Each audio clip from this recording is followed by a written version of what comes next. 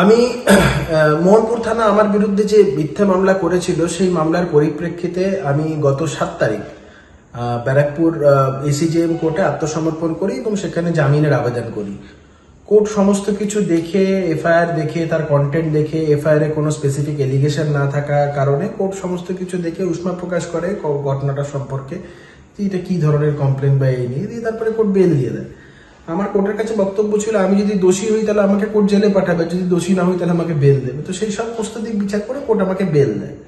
অদ্ভুত ঘটনা, বেল নেওয়ার পরেও আমি এই বিষয়ে আইসি মোহনপুর এবং কনসার্ন ইনভেস্টিগেটিং অফিসারকে জানানোর পরেও আজকে আমার কাছে আবার একটি নোটিশ আসে।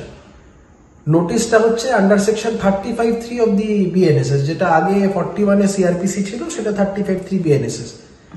এই নোটিশে স্পষ্টত সেখানে আবার এটা বলাও আছে, এবং সেটা নোটিশে বলার জন্য না, স্ট্যাটিউটারিলি বলা আছে এই নোটিশ যদি কেউ কমপ্লাই না করে তাকে অ্যারেস্ট করা হবে।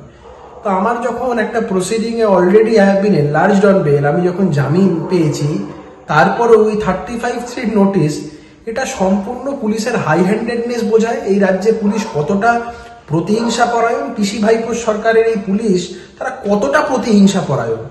জামিন পাওয়ার পরেও by way of an attempt to overreach the court, এইভাবে কোর্টের ওপরেও খবরদারি করে এরা জামিন পাওয়ার পরেও এরা যে কতটা হিংসা বা প্রতিহিংসা পরায়ণ হতে পারে, এই নোটিশ ইস্যুয়েন্সটা হচ্ছে তারই একটা জলজান্ত প্রমাণ। এই পিসি ভাইপোর সরকারের যে প্রশাসন, তারা মনে করে তারা কোর্ট কাচারি, আইন কানুন সবকিছুর ঊর্ধ্বে। এই বাংলার মানুষের কাছে এটাই তুলে ধরছি যে বর্তমান সরকারের বা বর্তমান প্রশাসনের কি চরিত্র সেটা আপনারা দেখুন।